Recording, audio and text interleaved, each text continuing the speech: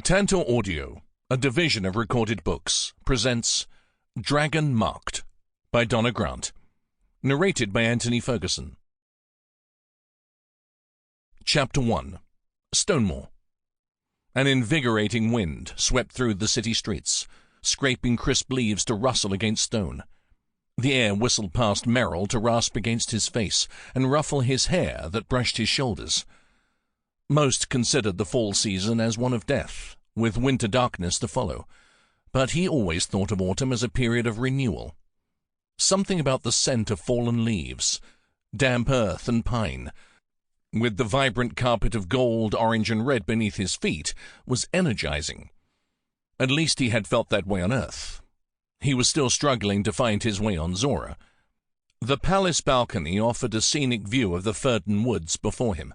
Rising on either side of him were the majestic Tunris Mountains, silent guardians watching all with disdain, their jagged peaks not yet dusted with snow. All around him the land was draped in autumn's warm, comforting hues. But the weather atop the mountain had a bitter bite, with plunging temperatures that chilled to the bone and hinted at the winter to come. Not that it bothered him. Hot, cold, wet, or dry, a dragon king might feel the conditions, but he was never affected by them. Not like humans. Not like most beings, actually. Raucous noise rose up, battering the peace he sought. Merrill lowered his gaze to the city below him. It was in utter disarray. Order was gone, and chaos ensued. The other dragon kings had wiped their hands of Stonemore. He probably should too. He wasn't sure why he had returned. He wanted no part of the place. He had called the city home for weeks, though he hadn't walked the streets that switchbacked up the side of the mountain. He had been at the palace, with Valette. Even now, thinking about her made him cringe. The first time he had entered Stonemore was with Shaw. They had been sent to figure out who ruled the city in hopes of preventing more children with magic from being killed. Shaw had completed the mission. He, on the other hand, had been ripped apart. He had been unprepared and completely caught off guard by the change that overcame him, or the anger, despair, and resentment he had carefully and purposefully locked away had found its way out, and he hadn't been able to stop the emotions from flooding him. And once released, he hadn't wanted to. He had wanted to hurt others, those who looked at him, people who crossed his path, anyone, everyone. The uncontrollable need to lash out and inflict as much misery as he had experienced seized him, and there was no turning back. Eons and eons worth of wrath had been unleashed. In the blink of an eye, he'd become someone else, someone who didn't care about others, someone without restraint. Merrill couldn't return to the other kings like that. They had dealt with their pain. He had helped them through those times. But they would see his. There was no way he could hide such rage, even if he wanted to. He wasn't sure what he was capable of, or what he might do to them. So Merrill had made a decision that day. He'd watched Shaw shift into his true form and fly away with Nia. And then Valette had found him. At first he hadn't known who she was, but he discerned that she was much more than she claimed. Her offer to remain at the palace had allowed him to put off deciding his next steps. Valette had been a distraction that had lasted weeks, all while his brethren fought against her and searched for him. He had been unaware of it all. Valette's power had prevented any dragon from reaching out to him telepathically, and he hadn't sought out his kind, which allowed her deception to last even longer. When he learned that Valette ruled Stonemore as the Divine, he didn't leave. He remained when he discovered that she possessed magic that allowed her to roam galaxies at will with the power of gods. He didn't fight her. He didn't try to return to the dragons. Even when he realized other star people were on the realm, he did nothing. But he wasn't exactly hers either. Merrill's internal wrath prevented her from controlling him.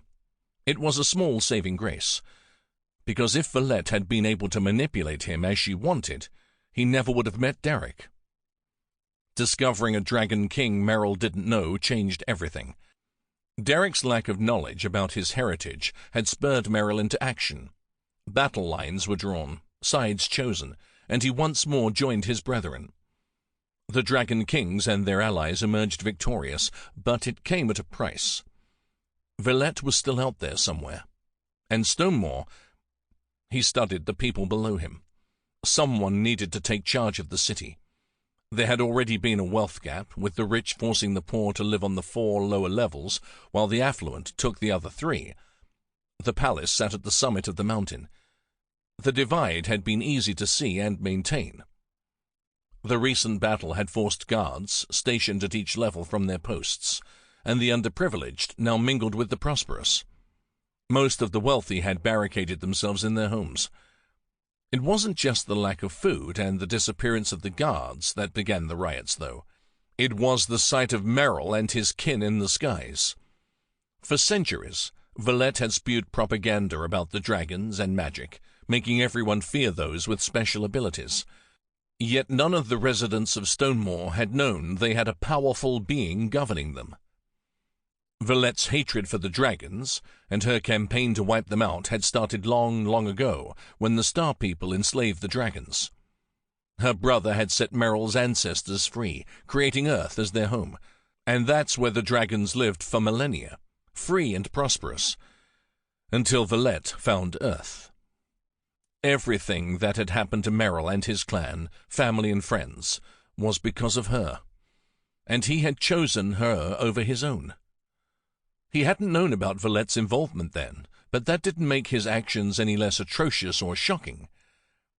None of his brethren had said anything about it, but he knew the facts.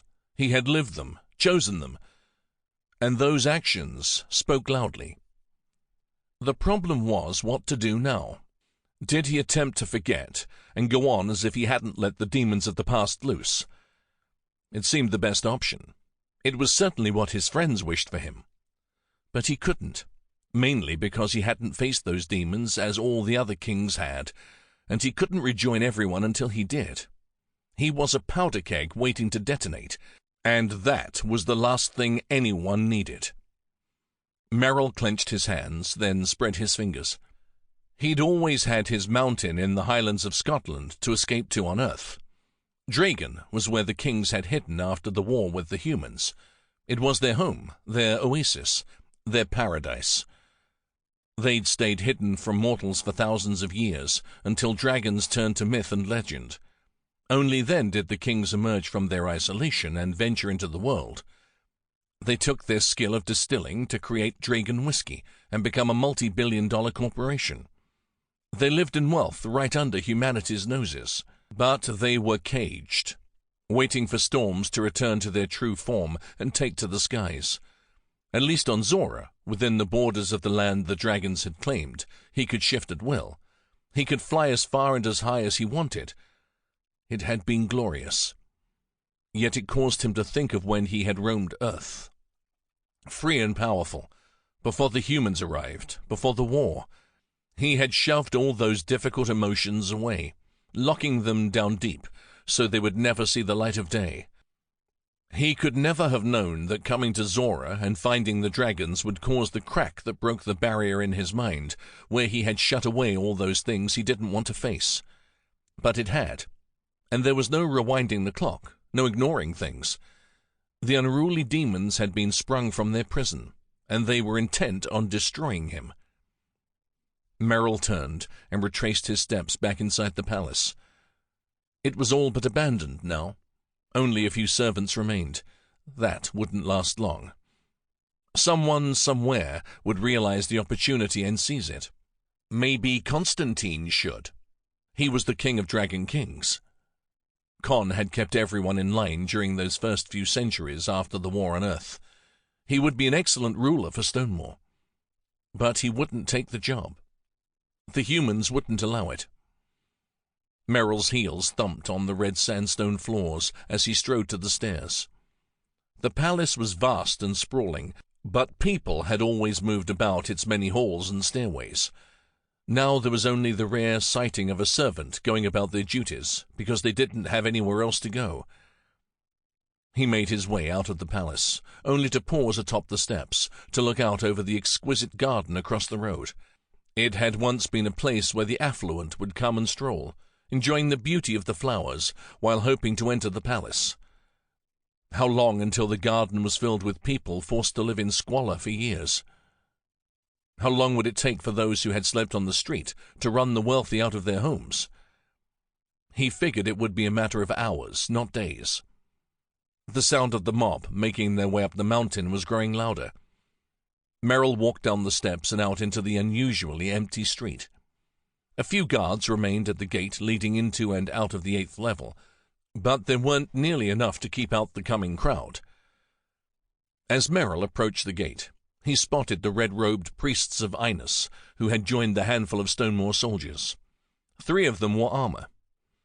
Merrill had a particular hatred for the religious sect established by Villette, mainly because the priests selected those who had magic and carried out their death sentences on children.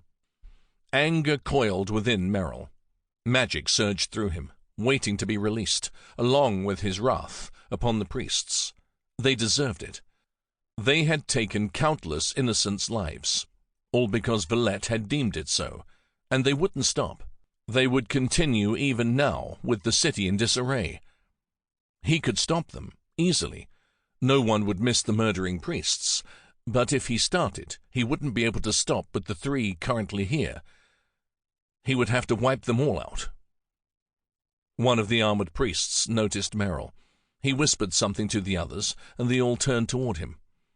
He hadn't been looking for a fight, and as tempting as it would be to give in to the mounting rage, it would lead him down a road he wasn't sure he could come back from. Tension was high as he neared the group. He took in the measure of each, noting who he'd need to strike first. Merrill wouldn't have to shift into his dragon form to take out the group of 10 staring at him. But as he reached them, the soldiers merely opened the gate and let him through. Disappointment rubbed Merrill as he walked past. Maybe he did want to fight. Not that a human stood a chance against a dragon, especially not a dragon king. Long ago memories of the battle with the humans on Earth surfaced. It took everything he had to walk away and not rid this world of mortals. A dragon king didn't murder. If he was still on Earth and had his clan, the magic would have replaced him as King of Oranges for even contemplating such an action. The humans began the war. They killed and forced the kings to send the dragons away. The mortals took everything. Bloody hell, it would be so easy for him to give in. He hadn't given in on Earth, but this wasn't Earth. Merrill shook his head to clear it of those thoughts as he fought to temper his ire. "Hold up!" The voice cut through the noise rising from the lower levels. Merrill halted and inwardly smiled. Then he slowly turned to face the group. A fight it was then. One of the soldiers asked, "When is the Divine going to put the city in order?" Merrill almost laughed out loud. Through the battle that had featured dragons and star people, as well as druids and a hellhound, none of the residents understood that Villette was the Divine, and he wasn't going to tell them. They wouldn't believe him anyway. "I wouldn't wait around for order if I were you," Merrill replied. His gaze lingered on the blonde-haired, armored priest glaring at him. That one would be an issue that needed to be dealt with. That was if Merrill planned to remain in the city. This time, when he walked away, no one stopped him. The streets on the 7th level were virtually deserted. It was the same on level 6. No guards at the gates. When he reached the access to level 5, he encountered a swarm of people. They didn't pay him any heed as they ransacked businesses for food. Merrill almost felt sorry for those whose homes were being destroyed by the crowd. Almost. All of it could have been prevented. The residents now paid for the decisions they made and the edicts they had followed. As he approached the gate to level 4, he looked toward the temple used by the priests. The top portion had been blown away, and not by any of his friends. No one seemed to know what had happened. He wished he did, so he could commend whoever had managed to desecrate the building.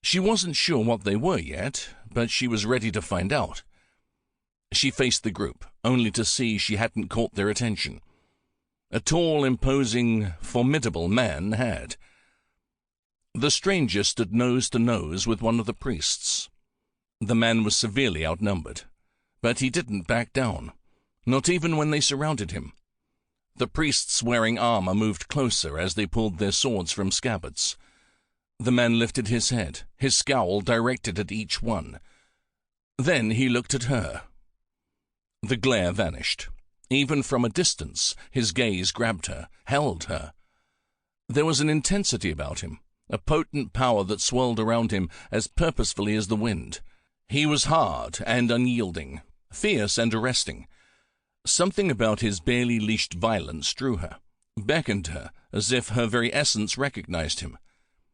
She studied his ruggedly handsome visage, taking in his prominent cheekbones and brows to the hard line of his jaw and wide lips, the bottom fuller than the top. She couldn't see the color of his eyes, but she wanted to. She wished to be close enough to pick out all the colors of his irises. His hair brushed his shoulders. She wouldn't call it blonde, nor would she claim it was light brown. It was an interesting mix of both.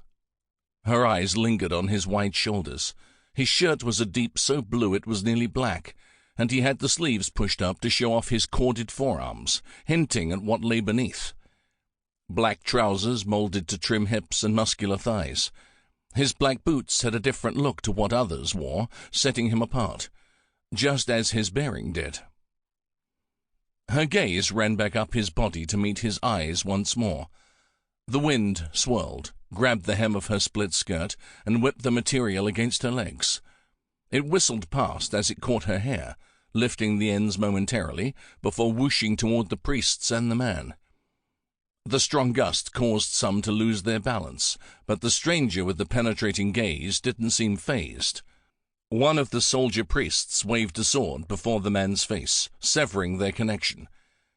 The man cut his gaze to the cleric as more priests circled him. She peered through the bodies to watch the stranger. Magic skated just beneath her skin. She knew exactly what the priests were capable of. She had been in their custody only a short time ago. Katla thought about helping the stranger, though he looked capable. He might even get out of it himself without her interference. She gripped the legs of her skirt with both hands, her mind drifting back to the valley and the hatred that had ruled her every decision. It would be easy to turn that animosity on the priests. So very easy. But it would bring attention to her, and others were waiting for her, counting on her. She couldn't let them down. Her thoughts halted when the stranger moved with lightning speed, knocking away the sword and taking it for himself. There were shouts of dismay. More swords were drawn as the priests moved in. The stranger turned and pivoted, fighting off attack after attack as if he were swatting away pesky bugs. Then an unmistakable boom of magic laid out the priests, leaving the stranger the only one standing. He threw down the sword with contempt, his lip curled in disgust. That's when she realized who he was, or rather, what he was. A dragon able to change forms. Only recently had she learned that some had that ability. Stonemore was close to the border of the dragon's land. She had even been warned they were fighting Valette at Stonemore. She should have expected to encounter one. Nothing, however, could have prepared her for her reaction to this particular dragon. That didn't stop the apprehension from settling uncomfortably in her belly. His gaze slid back to her. Was he here for her? Had the dragons decided to seek justice for what she had done to them? The dragon stepped over a fallen priest and moved toward her. The day would come when she had to pay for her crimes, but it wasn't now. It couldn't be. Katla didn't try to talk to him. She ran and didn't stop. She barreled through people until she reached the first level and darted to the open gate. She didn't slow, even when she was out of the city. She ran headlong into the Ferden woods, weaving between the giant trees. She pushed herself, pumping her arms and legs to put as much distance as possible between her and the dragon. The earthy smell of the forest surrounded her. The colourful leaves danced upon the air as they tumbled to the ground. She knew her destination and travelled the straightest line to it, no matter how harsh the terrain. Katla's lungs were on fire, and sweat trickled down her face. She slid down a steep embankment and then scrambled up the other side. Birds scattered as she raced past. When she saw the twisted tree, she finally slowed to a walk. Her breathing was loud, and she scanned the area for danger. As she drew closer to the tree, she checked the ground for signs that man or beast had come snooping. A relieved sigh escaped when she found the area undisturbed. She pressed her thumbs together and lifted her hands before her, then moved them as if separating curtains. Her magic revealed the 3 sleeping children lying side by side within. Katla briefly closed her eyes, silently giving thanks that the kids were still there and unharmed. She knelt and touched the blonde locks of the eldest of the 3, just 7 years old. The girl's brown eyes fluttered open and focused on her. "Shh," Katla murmured. "It's just me, Avon." "Did you find food?" Katla forced a smile she didn't feel. "Not yet, but I will." "Don't leave us again," Avon said, gripping Katla's hand tightly. "I have to, but I won't go far." Maylie rolled onto her back and rubbed her eyes. Her straight black hair was cut at her shoulders. She sat up and stared at Katla with dark eyes that had seen too much in the 5 years she had been alive. "We'll go with you." "Yes," Avon said loudly as she also sat up. The commotion woke 4-year-old Peric, the youngest of the trio, who was cocooned between the girls. He had a wild mop of dark curls and green eyes. "Katla!" When he reached for her, she pulled him into her arms. He wrapped his arms and legs around her and rested his head on her shoulder. It made her think of her daughter and how she had loved to be held in such a way. From the moment the priests had thrown her into the tower with the children, Katla had known she would do anything to keep them alive. And that was before she gained their trust. Now she would tear down the world for them, would protect them as she hadn't been able to with her daughter or nieces. They'd eaten the last of their food that morning and could only survive on berries for so long. She had hoped to find something at Stonemore, but if she had known the state of the city, she never would have gone. Never mind encountering the dragon. Their only choice now was to keep going until she found another village. She hated moving the children, but the farther away from Stonemore they got, the better it would be for all of them. Katla smiled at the girls, then kissed Peric's cheek, holding him close. She got to her feet and walked into the sunshine, Maylie and Avon following. "It's time to feel the sun on your faces. We'll also feel the water skins." "There's that berry bush I found yesterday," Avon said. Maylie groaned as she twisted her lips in distaste. "More berries." "I don't mind them," Peric said, lifting his head from Katla's shoulder. "They're sweet." He wiggled to get down. Once Katla had set him on the ground, he danced around with the energy of a child. It amazed her that the 3 could smile and play despite what they had been through. It proved how resilient children were. When did that leave a person? Why was it so difficult for adults to face hardships in the same manner? "Berries! I want berries!" Peric said happily. Maylie wrinkled her nose and released a long sigh. "I'll take him." "Stay within sight," Katla warned. Avon tucked a strand of blonde hair behind her ear. "I can try to hunt. There are plenty of animals in the woods." It was a job Katla should be doing, but she couldn't quite manage it. However, she had run out of ideas and had no choice but to hunt now. She would have to put her aversions aside for the children. "We'll do it together. Help me keep an eye on the other 2. An hour and a half later, Katla was plucking feathers from a bird.